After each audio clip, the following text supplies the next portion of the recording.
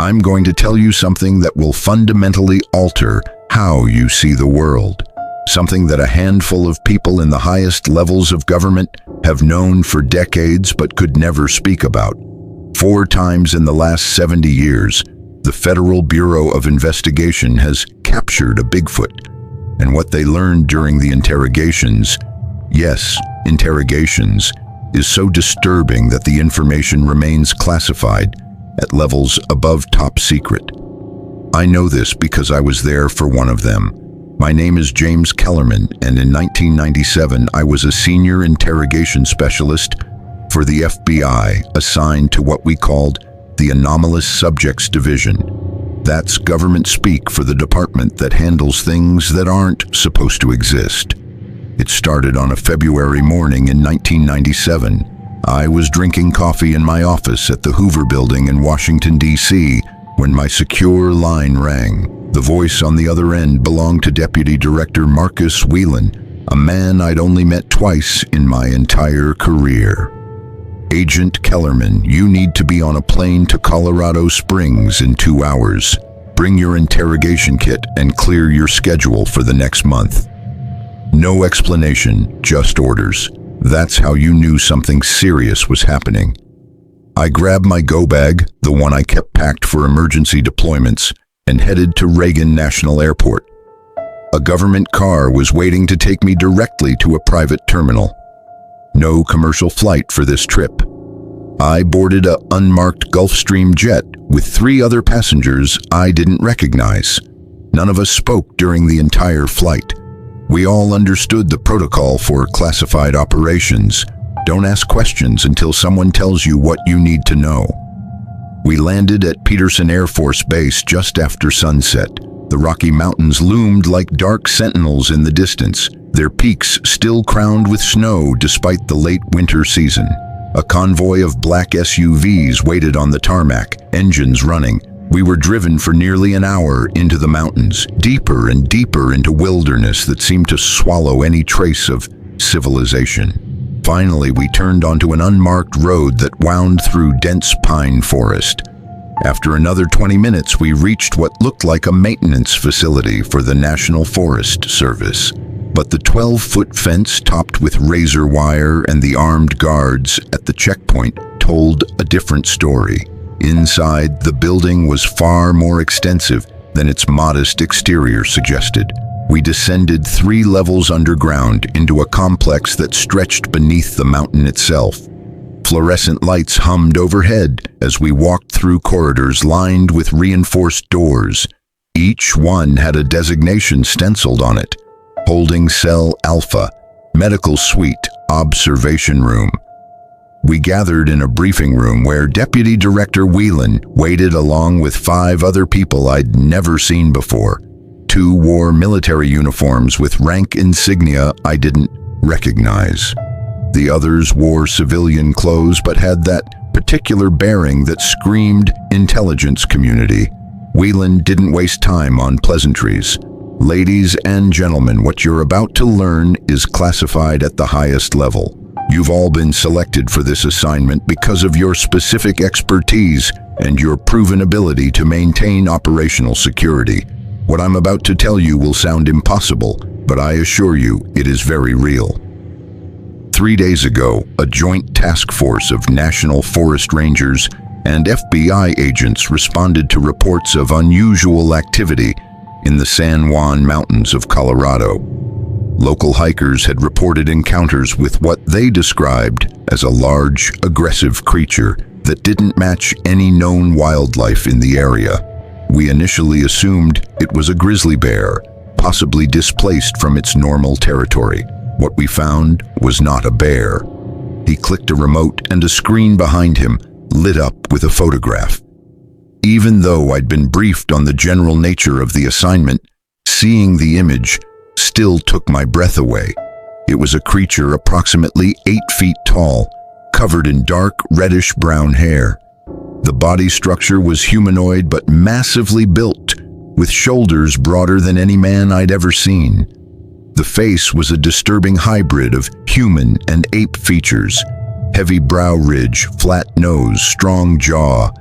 But it was the eyes that struck me most. They were looking directly at the camera with an expression of clear intelligence and what looked like calculated assessment. This is what the creature looked like when we finally cornered it after a 48-hour pursuit through the mountains. It's currently sedated in holding cell 1. Our medical team has stabilized it, and we're prepared to begin interrogation protocols tomorrow morning. One of the civilians, a woman with steel gray hair and sharp eyes, raised her hand. Director Whelan, you said interrogation. That implies communication capability. Have we established that this specimen can actually understand human language? The creature has demonstrated clear comprehension of spoken English. It responds to commands, shows problem-solving abilities, and has made attempts at vocalization that suggest it's trying to communicate with us. That's where Agent Kellerman comes in.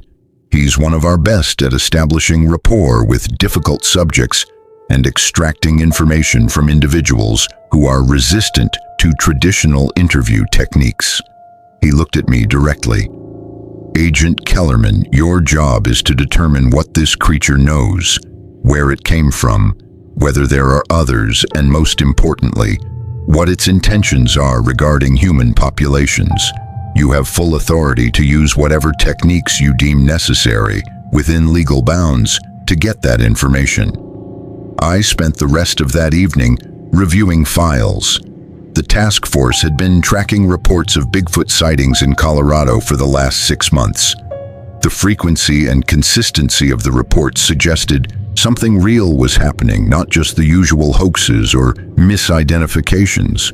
Witnesses described a creature that was intelligent, deliberately avoiding human contact and showing what appeared to be observational behavior.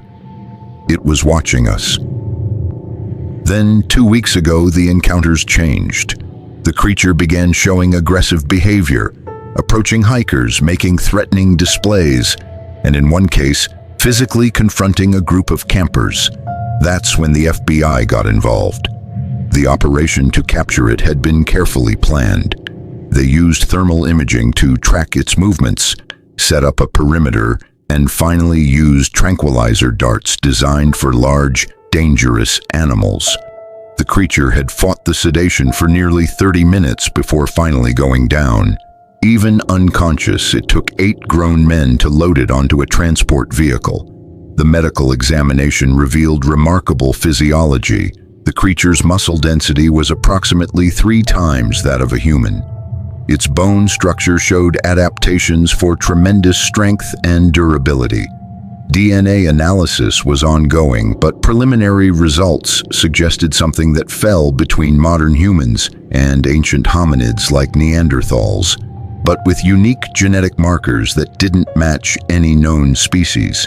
It was as if evolution had taken a different path, creating something that should have died out 50,000 years ago, but somehow survived in the remote wilderness. The night before my first interrogation session, I couldn't sleep. I kept thinking about what I'd been asked to do. How do you interrogate something that isn't supposed to exist? What questions do you ask? What techniques work on a non-human intelligence? I'd interrogated terrorists, spies, murderers, and cult leaders. But this was different. This was making contact with something fundamentally other. The next morning, I stood outside holding cell 1, reviewing my approach one last time. The room had been specially modified for this purpose. Reinforced walls, security cameras covering every angle, and a metal table bolted to the floor with 2 chairs, one standard size and one custom built to accommodate the creature's massive frame. I carried nothing but a legal pad, a pen, and a digital recorder. The guard opened the door and I stepped inside. The creature was seated in the oversized chair, its wrists secured to the table, with restraints that looked more like ship's chains than handcuffs. Even seated, it was imposing. The smell hit me immediately, earthy and musky, like deep forest after rain, but with something else underneath, something wild and old. It watched me enter, those intelligent eyes tracking my every movement. I pulled out the standard chair, deliberately making noise, establishing my presence in its space. I sat down, placed my pad and recorder on the table, and folded my hands. I'm going to start with a simple question. Do you understand what I'm saying? The creature's eyes held mine for a long moment. In my years of interrogation work, I'd learned that silence is a weapon. Most people can't stand it, feel compelled to fill the void with words. But this being seemed perfectly comfortable with quiet. It was studying me just as carefully as I was studying it. Then it opened its mouth, and what came out made the hair on my arms stand up. The sound started deep in its chest, a rumbling that I felt in my bones before I heard it. The vocalization moved up through what must have been a differently structured throat than humans possess. The first attempt was just noise, a groaning growl that echoed off the concrete walls. But then it tried again, and I heard something that could have been speech. Yes, the word was mangled, heavily accented by vocal anatomy that wasn't designed for human language, but it was unmistakable.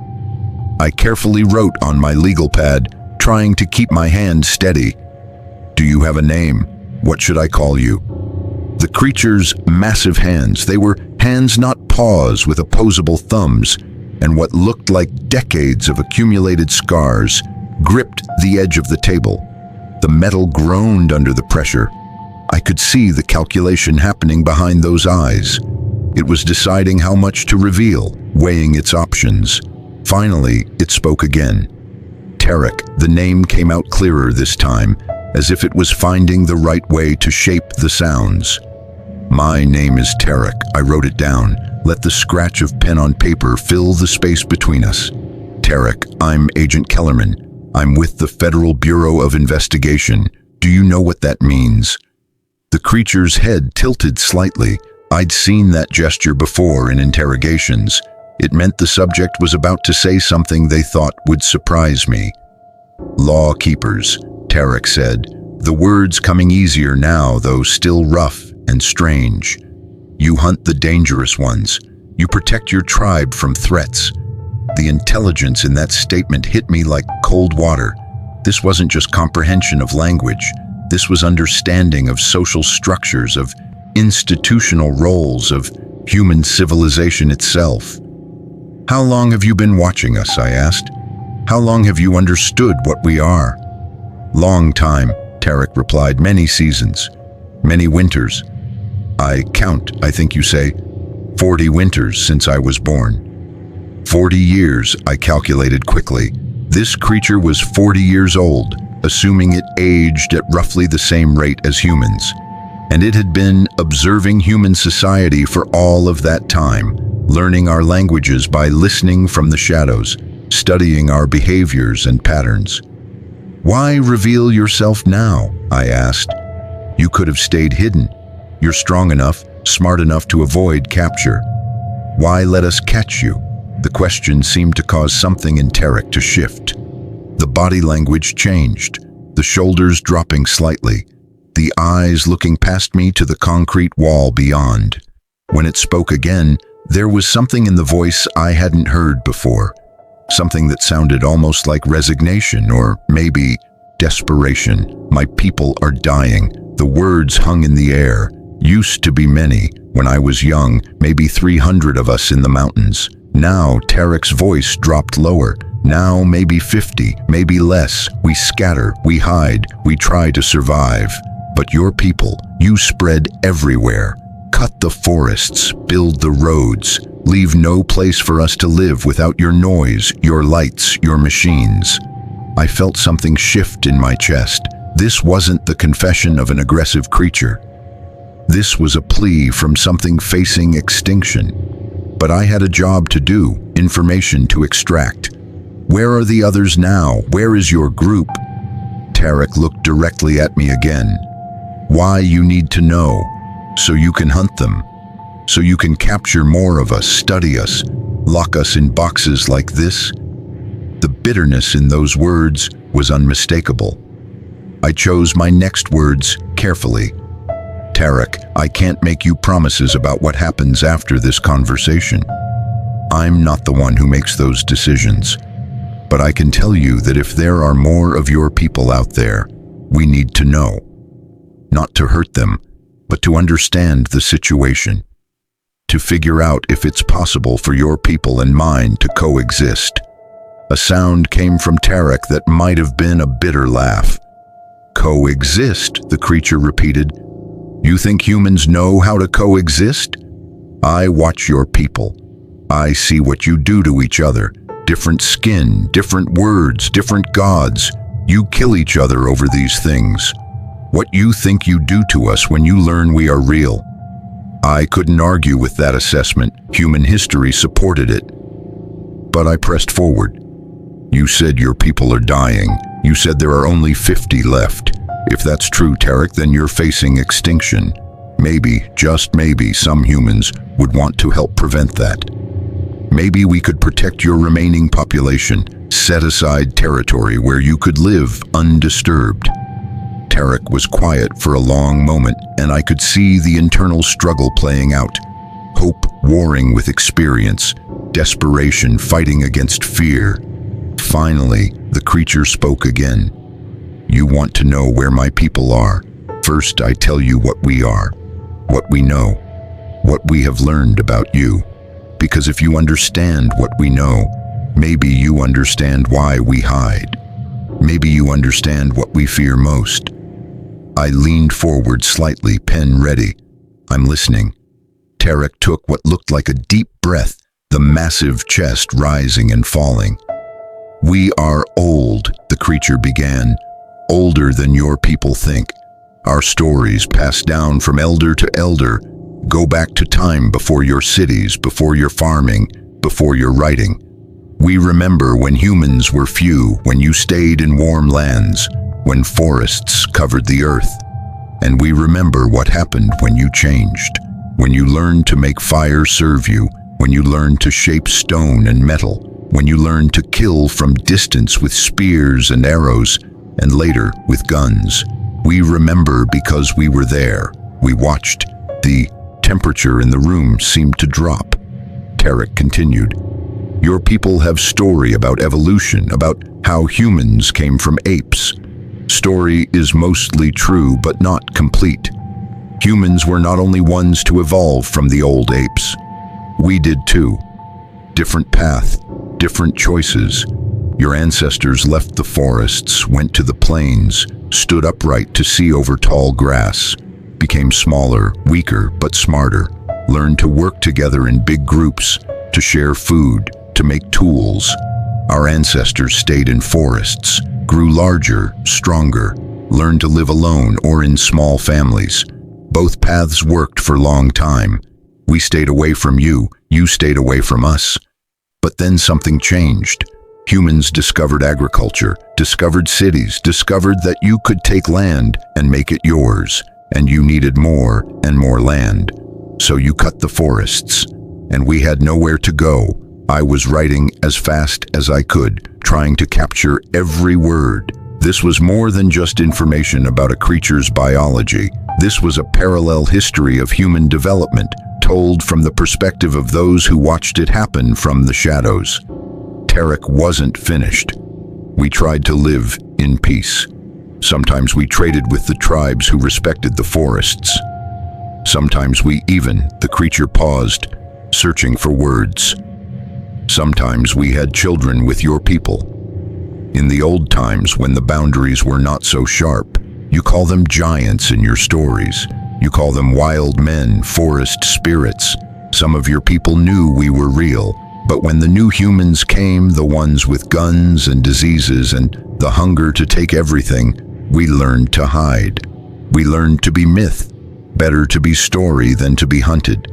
This aligned with anthropological theories about archaic human populations, interbreeding with modern humans. But if Tarek was telling the truth, it meant there had been another group in that mix that we'd never identified. Genetic ghosts that occasionally showed up in human DNA, but were attributed to unknown Neanderthal or Denisovan populations. What did you learn about us? I asked. In all these years of watching, what did you discover? Tarek's eyes grew harder, colder. We learned that humans are most dangerous animal that ever lived on this earth. Not because you are strong or fast. You are not. We are stronger, bears are stronger, big cats are faster, but humans never stop. You want more, always more. More food, more land, more things, more power. You kill everything around you and call it progress. You destroy the forests that made air for you to breathe. You poison the waters you need to drink. You change the very sky above you. And when someone tries to stop you, tries to protect what remains, you call them the enemy. The words were harsh, but there was truth in them that I couldn't deny. The creature continued, but we also learned something else. We learned that humans are the only animals who can choose to be different. You can look at destruction you caused and decide to stop. You can see another creature suffering and choose to help, even when there is no benefit to you. You can change your nature, fight against your worst instincts. This is unique to you. This is why the creature's voice softened slightly. This is why I took the risk. I let myself be captured because I hope, I gamble, that maybe some humans will choose to help. Will choose to let us live in the forests that remain. Before I could respond, there was a sharp knock on the door. Deputy Director Whelan entered without waiting for acknowledgement. His face was grim. "Agent Kellerman, we need you outside, immediately." I glanced at Tarek, who sat very still, nostrils flaring as it scented the air. Something had changed. I could feel it too, a shift in the atmosphere of the facility. "I'll be back," I told Tarek, and stepped into the corridor. The director pulled me aside, his voice low and urgent. "We have a situation. 2 hours ago, we detected multiple large heat signatures converging on this facility from different directions. At least 7 distinct signatures, all matching the thermal profile of our subject. They're coming for him." My stomach dropped. "You mean there are more of them? More than we thought? And they know where we are?" "Apparently so. They've been tracking us since we brought him in, following at a distance. We didn't detect them earlier because they're incredibly good at staying hidden. But now they're closing in, and Agent Kellerman, they're not being subtle anymore. They want him back." I looked through the window into the holding cell. Tarek sat motionless, but I could see the slight rise and fall of its chest had quickened. It knew. Somehow it knew what was happening. "What are our options?" I asked Whelan. "We have armed guards, reinforced defenses. Can we hold this position?" The director's jaw tightened. "We could probably repel them, yes, but at what cost? If we open fire on these creatures, if we kill several of them to protect our position, we lose any chance of peaceful resolution. Plus," he gestured around at the underground facility, "we don't know what they're fully capable of. Our subject demonstrated incredible strength even under sedation. If 7 more like it decide to tear through these walls, I'm not confident our defenses will hold." "What do you recommend?" I asked, though I suspected I knew the answer. "Talk to it. Find out what they want. See if there's a way to resolve this without violence. Because if this goes wrong, if shots are fired, we'll have started a war with a species we didn't even know existed 48 hours ago." I returned to the holding cell. Tarek's eyes fixed on me the moment I entered. The creature's body language had changed entirely. The resignation was gone, replaced by alertness, tension, readiness. "Your people are coming," I stated flatly. 7 of them, closing in on this facility. "Did you call them somehow? Did you know they would follow?" Tarek's response was immediate. "My clan does not abandon its own." When I did not return, when they found the place where your people took me, they followed. They will not stop until they free me or die trying. I pulled out the chair and sat down, even though my instincts screamed to stay on my feet, to prepare for whatever was coming. Tarek, if they attack this facility, people will die. My people, maybe yours too. There has to be another way. Help me find it. The creature studied me for a long moment. Then, surprisingly, it spoke. Remove these. Tarek gestured with the chains binding its wrists. Let me go outside. Let me speak to my clan. I will tell them I am not harmed. I will tell them that you and I are talking, trying to find a path forward. Maybe they will listen. Maybe they will wait. I shook my head. I can't authorize that. You understand that, right? If I let you out of those restraints, if I let you leave this room, you could kill everyone in this facility. You could escape. Why would I trust you? Tarek leaned forward, and despite the restraints, despite the reinforced walls and armed guards outside, I felt the full weight of its presence. Because I could have run when your people first tried to capture me. I am faster than you in the mountains. I know the forests better than any human, but I surrendered. I let myself be taken because I hoped for this chance, this possibility of understanding. Now my people come because they are afraid. They think I am being tortured, being killed. Let me show them I chose this. Let me tell them I am safe. I stood up and walked to the door. Whelan was already there, having watched the entire exchange through the security camera. His expression was conflicted. It's a huge risk, he said quietly, but it's also possibly our only chance to avoid bloodshed. If those creatures attack and we have to defend ourselves, even if we win, we lose. We'll have proven to them that humans can't be trusted. I looked back at Tarek, sitting patiently in chains, offering itself as a bridge between two species that had existed in parallel for thousands of years. Make the call, Director. But if we do this, I'm going with it. If it tries anything, I'll be there. Whelan nodded slowly. All right, but we do this my way. Full tactical team, armed and ready. The creature gets one chance to communicate with its people. If anything goes wrong, we secure the perimeter and contain the situation by any means necessary. 10 minutes later, I stood in the cold February air outside the facility, my breath visible in the darkness. Floodlights illuminated the cleared area around the building, but beyond that perimeter, the forest was absolute blackness. Tarek stood beside me, the chains finally removed. 8 armed agents formed a semicircle behind us, weapons ready but not raised. The creature lifted its head and inhaled deeply, scenting the air. They are close, Tarek said. Very close. They are frightened and angry. This will be difficult.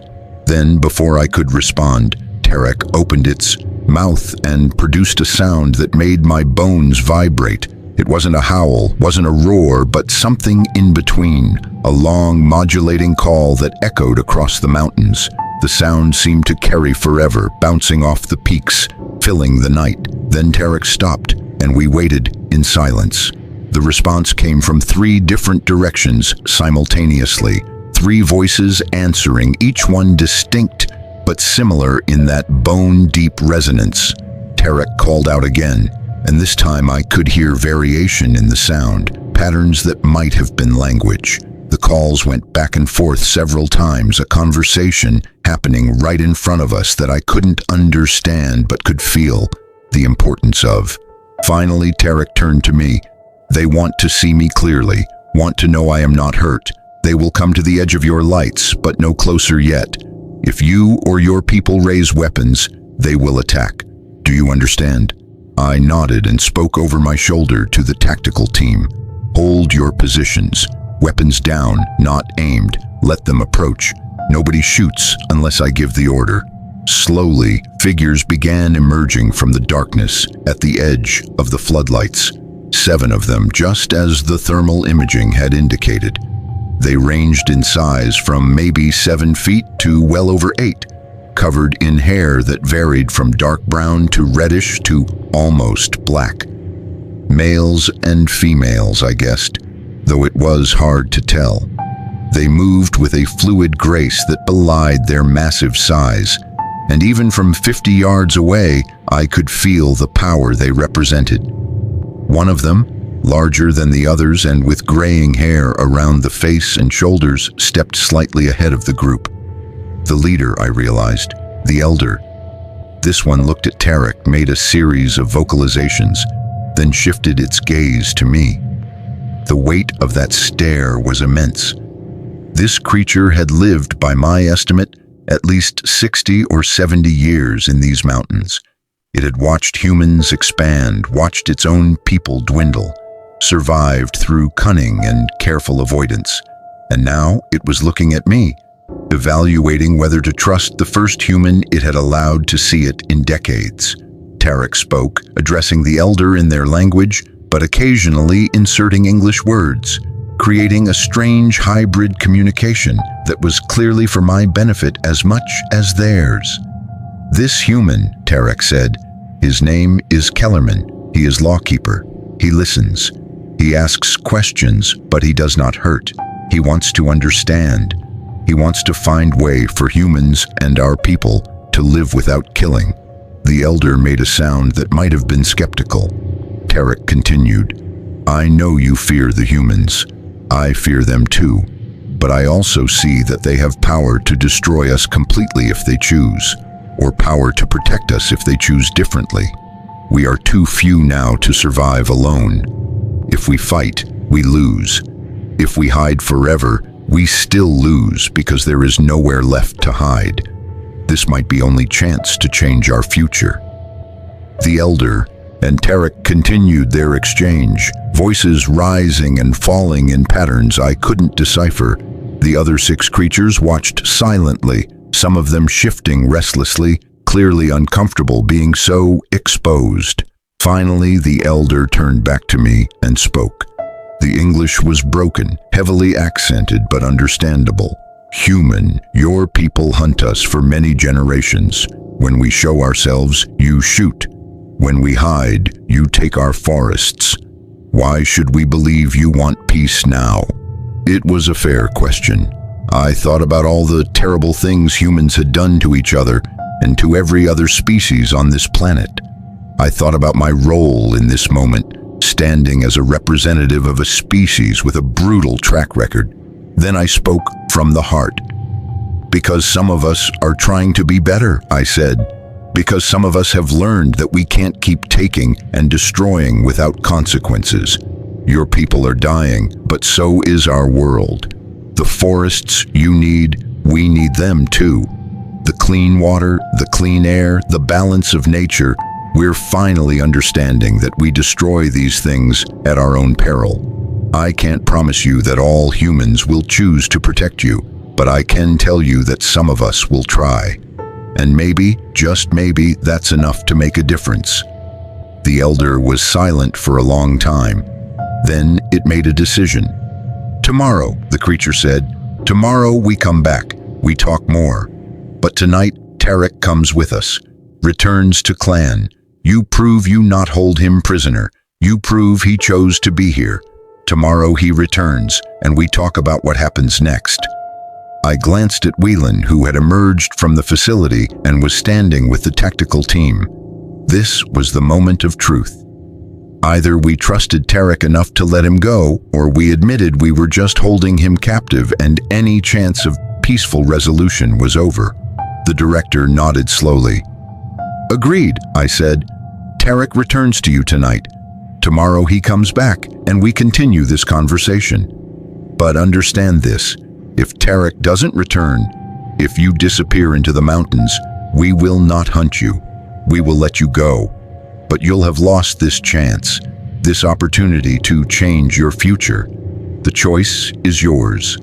Tarek walked forward, moving past me toward its people. At the edge of the light, it turned back. "Thank you, Kellerman," the creature said simply. "Tomorrow I return. Tomorrow we find path forward, or we find that no path exists. Either way, we will know." Then Tarek stepped into the darkness, and within seconds, all 8 creatures had vanished into the forest as if they'd never been there at all. We stood in the cold silence, breath steaming in the floodlights, realizing that we'd just made first contact with an intelligent species and let them walk away. Back inside the facility, Whelan pulled me aside. That was either the bravest or the stupidest thing we've ever done. Maybe both, I replied, but it was the right thing, and tomorrow we'll find out if it was enough. I spent the rest of that night writing reports documenting every detail of the interrogation and the encounter, but my mind kept returning to something Tarek had said, that humans were the most dangerous animals on Earth, but also the only ones who could choose to be different. That was the test we were facing now. Could we choose to be different? Could we look at another intelligent species and decide to coexist rather than dominate? I didn't sleep that night. None of us did. We waited, watching the darkness through security cameras and thermal imaging, wondering if dawn would bring the creatures back or if we'd never see them again. When morning finally came, the sun rose over the Rocky Mountains, painting the snow-covered peaks in shades of gold and pink. The forest around the facility was still and quiet. 9 o'clock came and went.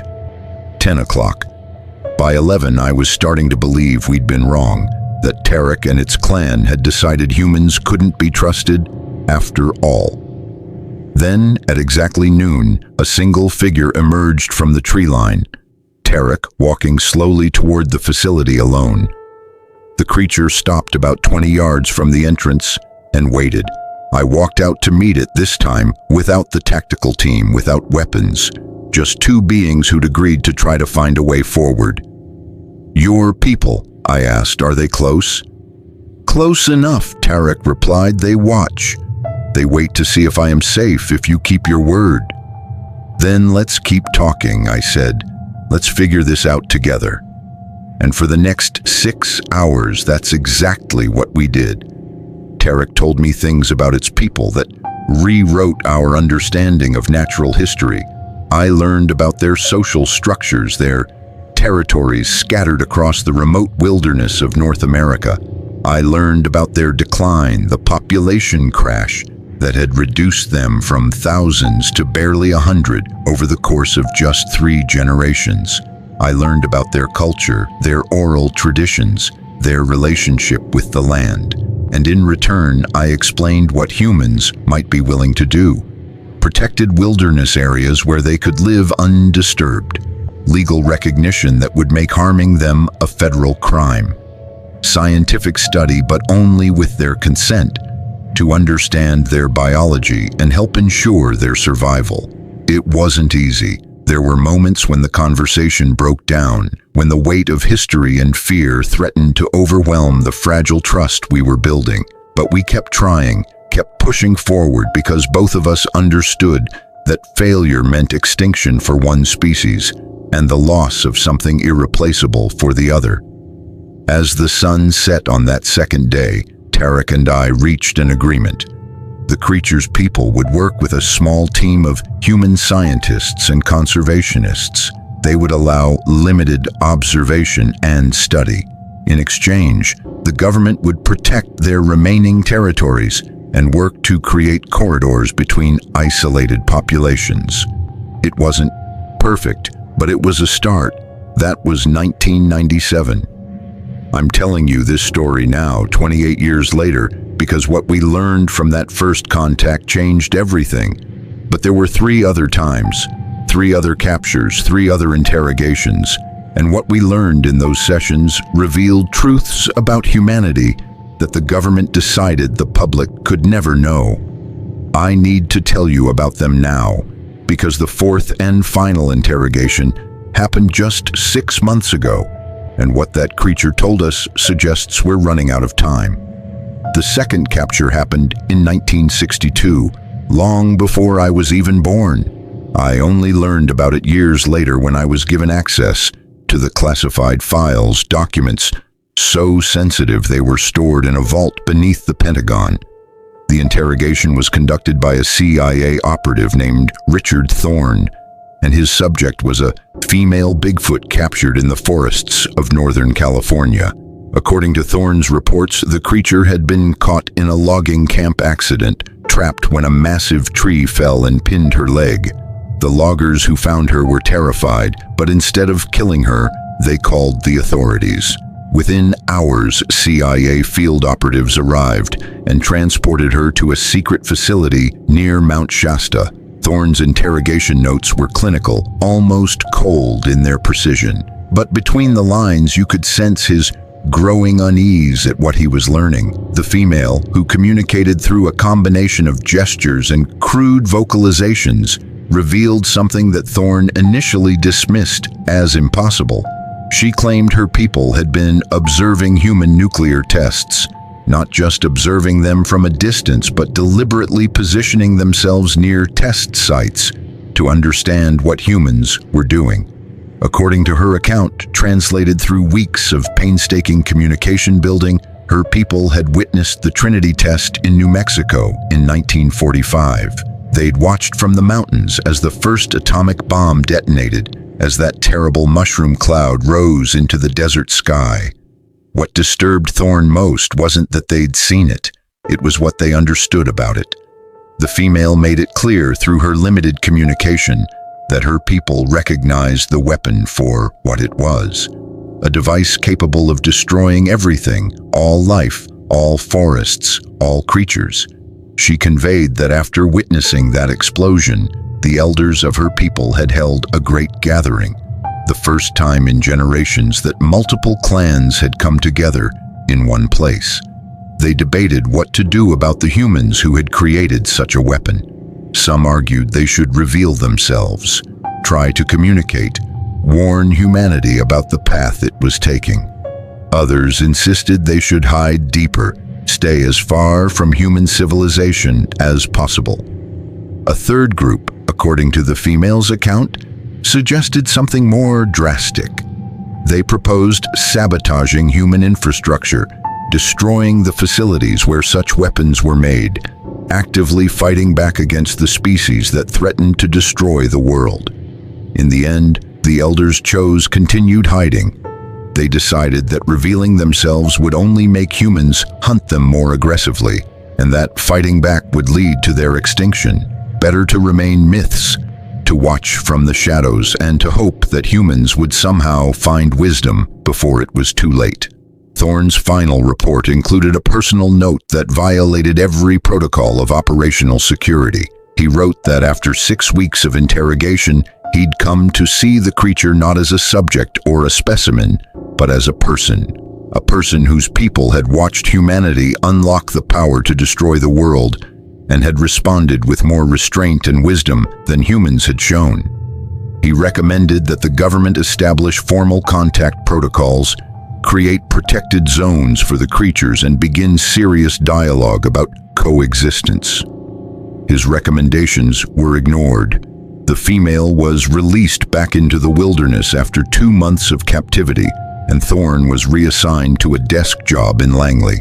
He died in 1978, and his reports were sealed at the highest classification level. The government decided that the public could never know that another intelligent species had witnessed our nuclear age and judged us for it, that an entire people had debated whether to intervene in human affairs and chose not to because they believed we were too dangerous to approach. The implications were too disturbing, too challenging to the narrative of human supremacy and wisdom. The third capture occurred in 1979 in the Pacific Northwest. By this time, the government had established informal protocols for handling encounters with what internal documents called cryptid humanoids. The subject was a male, approximately 50 years old, based on physical assessment, captured near the Canadian border after it had been injured by an illegal bear trap. The interrogator assigned to the case was an FBI profiler named Catherine Mills, one of the few women in the Bureau's behavioral science unit at that time. Mills approached the interrogation differently than her predecessors. She spent the first week simply sitting with the creature, not asking questions, not demanding information, just being present, showing through her actions that she meant no harm. When communication finally began, the male, who Mills came to call Walker in her notes, revealed something that changed her understanding of both his species and her own. Walker described a network of territories across North America where his people lived, a loose confederation of family groups that maintained contact through long-distance vocalizations and occasional gatherings. But more significantly, Walker explained that his people had been systematically mapping human expansion for centuries. They maintained what he called memory songs, oral histories passed from generation to generation that documented which forests had been cut, which mountains had been mined, which rivers had been dammed. It was a living archive of environmental destruction preserved in the memories of a people who had nowhere else to go as their world shrank around them.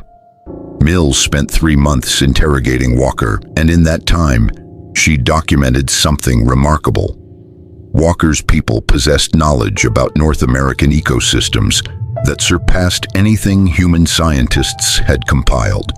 They knew migration patterns of animals going back hundreds of years.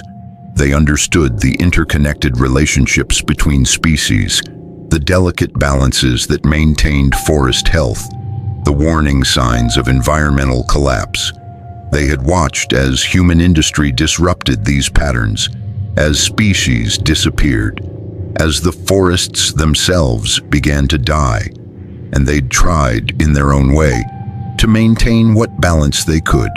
Walker described how his people would sometimes replant trees in deforested areas, would protect vulnerable animal populations, would even divert streams to help failing ecosystems.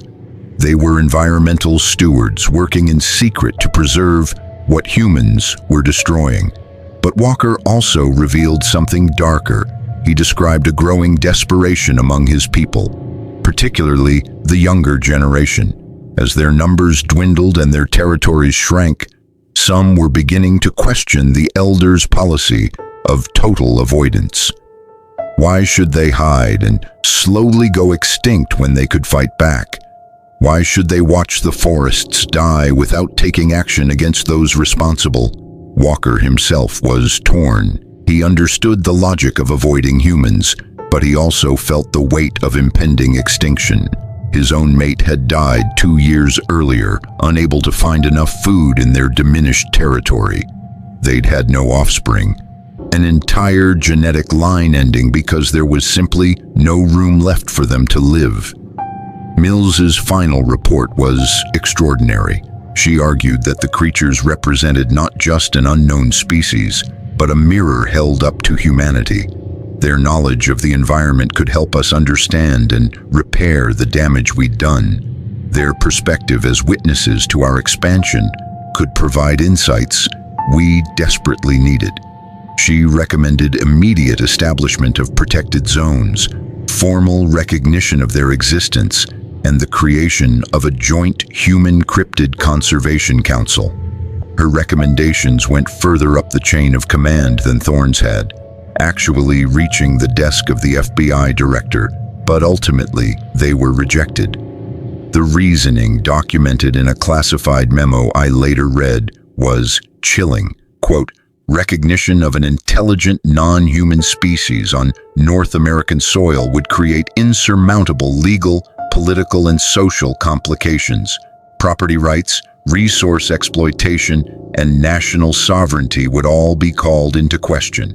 The potential for public panic and civil unrest is unacceptable. Continued monitoring and containment protocols are advised, but no formal recognition or protection should be extended." End quote. Walker was released after Mills finished her interrogation. She tried to maintain unofficial contact, leaving supplies in areas where she knew his people traveled. But within a year, she reported that she'd lost track of him. The vocalizations she'd learned to recognize no longer echoed through those mountains. She believed he'd either died or moved so far north that he'd left the United States entirely, fleeing to the deeper wilderness of Canada or Alaska. Mills left the FBI in 1983, and spent the rest of her life as an environmental activist, though she could never publicly explain why she was so passionate about forest conservation. She died in 2011, and at her funeral, someone left a gift at her grave. A perfectly carved wooden figure of a bear, the kind of craftsmanship that couldn't have been made with modern tools. I saw photographs of it in her file. I believe Walker came to say goodbye. Those 3 interrogations, spanning from 1962 to 1979, established a pattern. Each time we captured one of these creatures, we learned that they were far more than animals. They were people with culture, knowledge, and wisdom. They were witnesses to our expansion and judges of our choices. And each time, despite the recommendations of the interrogators who came to know them, the government chose continued secrecy over recognition, containment over cooperation. We learned from them, extracted their knowledge, and then released them back into a world that was shrinking around them, offering nothing in return. After my success with TERAC in 1997, I became the government's go-to specialist for cryptid humanoid encounters. I helped establish the protocols that came out of that negotiation. Small protected zones were created in the remotest wilderness areas. Scientific teams were allowed limited, consensual observation of the creatures. It wasn't much, but it was progress. For nearly 25 years, we maintained this careful balance. The creatures remained hidden from the public, but those of us who knew about them worked quietly to ensure their survival. We thought we'd found a sustainable solution. We were wrong. The 4th capture happened 6 months ago, in April of 2025, and everything about it was different. The subject was young, probably no more than 20 years old, and it didn't wait to be captured. It walked into a National Forest Service station in Montana, approached the ranger on duty, and spoke 2 words in clear English. "I surrender." The ranger, to his credit, didn't panic. He'd been briefed on the theoretical possibility of such an encounter. He locked the station door, called his supervisor, and within 3 hours, I was on a plane to Montana. They'd moved the creature to a secure facility, a renovated bunker from the Cold War era that we maintained for exactly this purpose. When I arrived and first saw the subject through the observation window, I felt a chill run down my spine. This was different. All the others, TERAC included, had shown caution, wariness, even fear. This one showed determination. I entered the interrogation room and sat down across from the creature. It watched me with eyes that were unnervingly focused, intelligent in a way that seemed different from the others I'd encountered. I could speak before I could introduce myself. "You are Kellerman," the creature said. The English was heavily accented but remarkably clear. "My grandmother told me about you, told me that in the old days you spoke with TERAC, that you made promises, that you said humans would help us." I felt my stomach drop. "Your grandmother?" "I remember, yes. One of the 7 who came to bring TERAC home." The creature nodded. "She is dead now. Died 3 winters ago. Before she died, she made me promise to find you, to tell you that the promises were not kept, that nothing changed, that we are still dying. I need you to tell me your name," I said carefully, "and I need to understand why you're here." "My name is," the creature paused, struggling with the vocalization. "You can call me 7. It is close enough to my real name. And I am here because I am the last." "The last?" "There are no more of us in the Montana territories. My grandmother was the elder. When she died, there were 5 of us left. My mother died last winter, sickness. My father died 4 years ago, trap injury. My 2 siblings, one killed by humans who thought it was bear. One died giving birth to a child who did not survive. I am alone now, last of my clan. Only one who remembers our songs, our stories, our names, and I cannot let that knowledge die with me." The weight of those words settled over the room like a physical presence. I'd known the populations were declining, but I hadn't realized how bad it had become. "How many of your people remain?" I asked quietly. 7 held up both massive hands, fingers spread, then closed one hand into a fist. 50, maybe less, scattered across all the territories from here to Alaska. Some clans have 2 or 3. Some clans are just 1, like me. We try to find each other, try to mate, but distances are too far. Territories too small, food too scarce. The creature searched for the word, we are extinct already. We just do not know it yet. I spent the next 2 weeks in daily sessions with 7, and what I learned was devastating. The protected zones we'd established were too small, too isolated.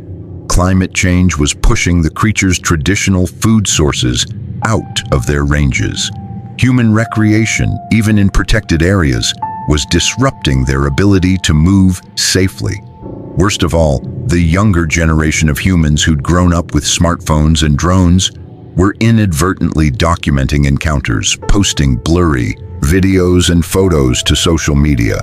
The creatures could no longer move without risk of exposure. 7 explained all of this with a clarity that was heartbreaking. This wasn't an emotional plea. It was a factual assessment delivered by someone who'd accepted their own extinction and just wanted someone to know it had happened. But 7 had come for more than just to deliver an obituary for their species. In our 3rd session, the creature revealed the real reason for surrendering. "I have something to give you," 7 said. "Knowledge that my grandmother said must be preserved, even if our people cannot be. Our elders kept records not written like yours, but memory records passed down through songs and stories. We know things about this land, about the plants and animals and the way everything connects. We know where the water will flow when the climate changes. We know which species will survive and which will not. We know how to heal forests that your people have damaged. My grandmother said this knowledge is too important to die with us. She said if we must become extinct, at least the wisdom we gathered over thousands of years should survive." Over the following weeks, 7 taught me, not through interrogation, but through willing transmission of knowledge. The creature described in detail the properties of plants that had medicinal value, some of which human science had documented, many of which we hadn't. 7 explained animal behaviors and migration patterns that our biologists were still trying to understand. Most importantly, 7 described the interconnected web of the ecosystem with a sophistication that made our ecological models look primitive. This wasn't just observation. It was deep understanding built up over millennia of careful attention. I recorded everything, filled notebook after notebook with information that could revolutionize our understanding of North American ecology. But in our final sessions, 7 told me something that I've been authorized to share only now, 6 months later, and only because the implications are too significant to keep secret any longer. "My people have a prophecy," 7 said. "Not a supernatural prediction, but an observation passed down from the elders who lived long ago. They said that there would come a time when the forest speaks its last warning, when the animals that should be present are gone, when the trees that should be strong are weak, when the water that should be clear runs foul. They said, when all these signs appear together, it means the land itself is dying, and whatever killed the land will soon die too." 7 looked at me with those ancient eyes. "Kellerman, all the signs are here now, not just in our territories, but everywhere. The insects are disappearing, the birds are fewer each year, the fish in the streams are sick, the trees are dying from heat and drought, and insects that used to be controlled by cold winters. My people are dying because our world is dying, but your people are part of that world too. You just do not see it yet because you live in cities, because you buy food from stores, because you have technology that hides the truth. But the land does not lie. And the land is telling you, telling all of us, that time is running out. I asked Seven what the prophecy said would happen if the warnings were ignored. The creature was quiet for a long time before answering. The elders said that a people who destroy their own home will have nowhere to go when the home is gone. They said intelligence without wisdom is the most dangerous thing in the world. They said my people would likely die first because we are few and weak. But they also said the humans would follow, because you cannot eat money, cannot drink oil, cannot breathe smoke, and when the forests are gone and the animals are gone and the water is poison, all your technology will not save you. That was 3 weeks ago. Seven is still in our custody, though custody is perhaps the wrong word. The creature stays voluntarily, spending days teaching a team of biologists and ecologists everything it knows about the ecosystem. We've documented enough information to fill a library, knowledge that could be crucial to understanding and potentially mitigating the environmental crisis we face. But we all know we're just delaying the inevitable. Seven has made it clear that when the knowledge transfer is complete, the creature intends to return to its territory and live out whatever time remains, alone, the last of its clan, a witness to the end of its people. The government is finally beginning to understand what we've lost by choosing secrecy over recognition. There are discussions happening at the highest levels about going public, about revealing the existence of these creatures in hopes of rallying public support for massive conservation efforts. But there's resistance, fear of public panic, concern about legal implications, worry about what it means for humanity's place in the world to admit we drove another intelligent species to extinction through negligence and greed. The debate continues while Seven's people continue to vanish from the forests. I'm 68 years old now. I've spent nearly 3 decades working with these creatures, learning from them, trying to help them survive. And I've failed. We've all failed. 4 times we captured them, interrogated them, extracted their knowledge. 4 times they told us the truth about what we were doing to the world and to them. 4 times we had the opportunity to change course, to choose wisdom over expediency. And 4 times we chose secrecy, chose comfort, chose the path of least resistance. Tarek told me in 1997 that humans were the only animals capable of choosing to be different, capable of overriding our destructive instincts. We've had 28 years since then to prove that right. By most measures, we've proven it wrong. But I'm telling you this story now because I still have hope. Not much, but some. Seven's knowledge is being documented. The information from all 4 interrogations is being compiled into a comprehensive database. Scientists who've worked with the creatures are beginning to speak out carefully about what we've learned. The pressure to go public is mounting, and maybe, just maybe, learning that we're not alone, that another intelligent species watched us and judged us and tried to warn us, maybe that will be the shock humanity needs to finally change. Seven said something to me last week that I can't stop thinking about. We were sitting in the facility's courtyard, one of the few times the creature has been allowed outside, and Seven was looking up at the mountains in the distance. I asked what the creature was thinking about.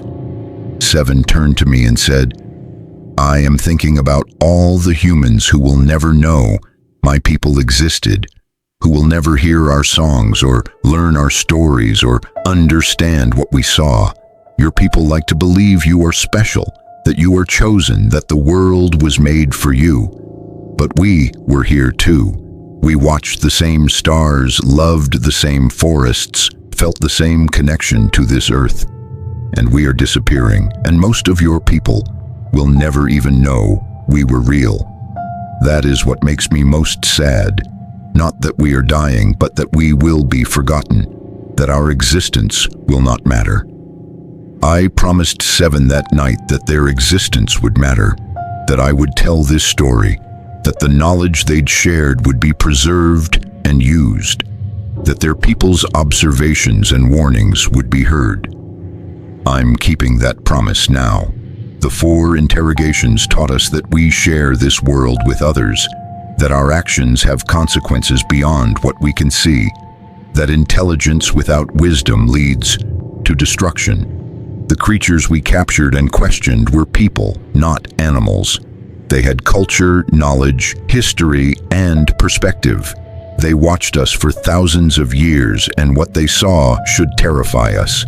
They saw a species with incredible potential for both creation and destruction, choosing destruction almost every time. They saw us unlock the power of the atom and use it to build weapons. They saw us develop the ability to communicate instantly across the globe and use it primarily for commerce and conflict. They saw us learn to manipulate the very building blocks of life and use that knowledge to create profits rather than solutions. And they saw us, again and again, choose short-term gain over long-term survival. They chose to hide from us because they understood that any species that treats its own home and its own people with such casual disregard would do far worse to outsiders. I don't know what will happen to 7. I don't know if we'll go public with what we've learned or if this information will be buried like the previous interrogations were. I don't know if humanity will wake up in time to prevent the ecological collapse that 7's people have already identified as inevitable. What I do know is that we had 4 chances, 4 opportunities to learn from a people who understood things we'd forgotten or never knew. 4 times we were told the truth about what we were doing wrong, and 4 times we chose to extract the knowledge without changing our behavior. The creatures are dying. They'll probably be extinct within 20 years, maybe less. Climate change, habitat loss, and simple mathematics of small populations have doomed them. But their final gift to us, delivered through 7's willing surrender and patient teaching, is a comprehensive understanding of the ecosystem they inhabited and the warning signs of its collapse. What we do with that gift will determine not just whether we deserve it, but whether we survive long enough to use it. I think about Tarek often, wondering if that creature is still alive somewhere in the Colorado mountains, wondering if it regrets the gamble it took in 1997, the hope it had that humans might choose differently. I think about Walker and the unnamed female from the earlier interrogations, about all the knowledge they shared that was filed away and forgotten. And I think about 7, the last of its clan, choosing to surrender its people's final wisdom to a species that had done nothing to earn it. That's what the interrogations revealed that was so disturbing the government wanted it kept secret. Not that the creatures were dangerous or hostile, not that they possessed some terrible knowledge that could harm us, but that they showed us what we could have been. A species living in balance with the environment, maintaining knowledge over thousands of years, making decisions based on long-term survival rather than short-term gain. They showed us that another path was possible, that intelligence could be paired with wisdom, that strength could be paired with restraint. And we rejected that path over and over, choosing instead the road that led to their extinction and possibly our own. 7 asked me yesterday if I thought there was any hope. If anything we'd learned from the 4 interrogations would actually change human behavior before it was too late. I wanted to lie, to offer comfort, but 7 had been too honest with me for me to be anything less in return. I don't know, I said. I hope so, but hope isn't enough. We need action, and action requires people to care about something beyond their immediate needs and wants. 7 nodded slowly. Then tell them my story, the creature said. Tell them that we were here, that we watched them, that we tried to warn them. Tell them that we are dying and that the same forces killing us will eventually kill them. Maybe they will not listen. Probably they will not listen, but at least they will have been told. At least they cannot say they did not know. So I'm telling you, we are not alone on this planet. We have never been alone. There are others here, others who think and feel and understand. And they're dying because of choices we've made, because of what we've done to the world we all share. The 4 interrogations gave us 4 chances to learn, to change, to choose a different path. We didn't take those chances, but maybe it's not too late. Maybe there's still time to prove that humans really are capable of choosing wisdom over destruction. Maybe we can still show that Tarak's faith in us wasn't misplaced. The creatures kept their secrets for thousands of years, hiding from us because they knew we were dangerous. Now their secrets are ours. We know they exist. We know they're dying. We know why. And we know that their fate and ours are connected, that the environmental collapse that's claiming them will eventually claim us too if we don't change.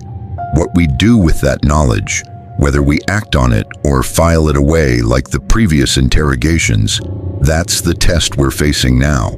Not whether we're intelligent enough to understand the problem. We've proven we are.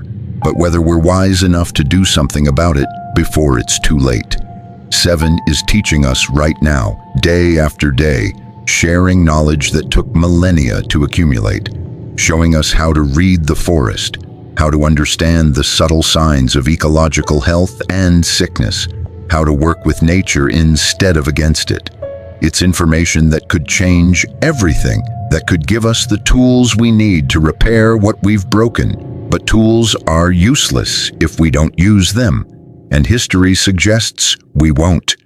History suggests we'll document the knowledge, file it away, and continue on our current path until the consequences become unavoidable. I hope history is wrong this time. I hope that learning we drove another intelligent species toward extinction through our carelessness will be the catalyst for change. I hope that the 4 interrogations, the 4 times we were told the truth, will finally break through our denial and our greed. But hope has never been enough. It wasn't enough to save 7's people, and it won't be enough to save us unless we pair it with action. This is my final report, my final documentation of the 4 times the FBI captured Bigfoot and what we learned from interrogating them. It's classified at the highest level, and I'm breaking every rule by preparing it for public release. But I'm old now, and I've spent too many years keeping secrets that shouldn't be kept. 7's people are dying, and they deserve to be remembered. They deserve to have their warnings heard. And we deserve to know the truth about what we've done and what we still have time to change. The creatures told us 4 times that our path was unsustainable. 4 times they showed us a different way. 4 times they offered knowledge and perspective we desperately needed. We didn't listen, but their voices are still echoing, preserved in the recordings and notes from those interrogations. And maybe finally, someone will hear them. Maybe you will hear them. Maybe you'll understand that this isn't just about saving Bigfoot, it's about saving ourselves. Because in the end, we're all inhabitants of the same fragile world. And when that world dies, it won't matter that we had better technology or bigger cities or more money. It will only matter that we knew what was happening and chose to do nothing about it.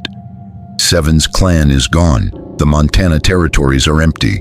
But 7 remains, teaching, sharing, hoping against hope that humans will prove capable of the wisdom we've always claimed to possess.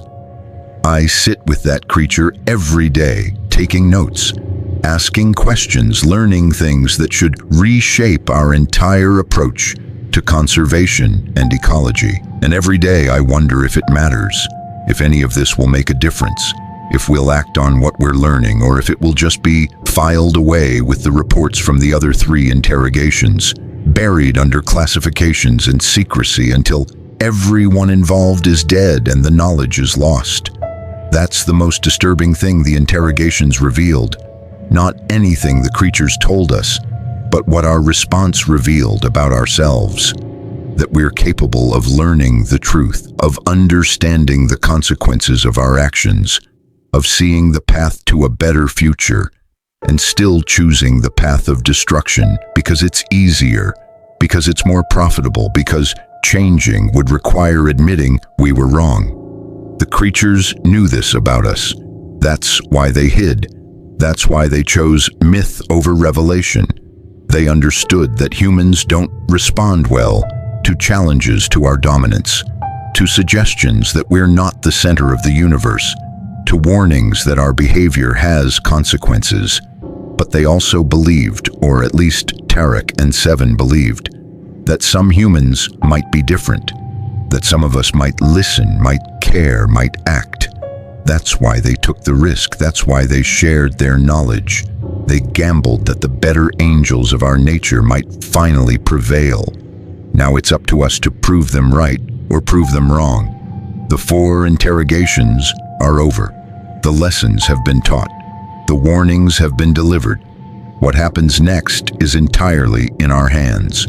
We can honor the trust those creatures placed in us by acting on what they taught us. Or we can file away their wisdom and continue on our current path until we join them in extinction. I know which choice I hope we'll make. I know what Seven hopes we'll make, but hoping isn't enough anymore. We've run out of time for hope without action. The creatures are dying. The forests are dying. The world is changing in ways that threaten everything. And we're still debating, still hesitating, still choosing comfort over survival. The 4 interrogations were 4 warnings, 4 chances to wake up. I'm giving you a 5th chance now, telling you this story, sharing what we learned. Don't waste it. Don't let Seven's people disappear, unmourned and unremembered. Don't let their knowledge die with them. Don't prove that their worst fears about humanity were justified. Choose differently. Choose wisely. Choose life over profit, future over present, wisdom over intelligence. Choose to be the species that Tarek hoped we could be, the one capable of compassion and change. Choose to prove that the creatures' faith in us, their willingness to share their knowledge despite everything we'd done to them, wasn't misplaced. The interrogations are over. The teaching is done. Now comes the test, and we're running out of time to pass it.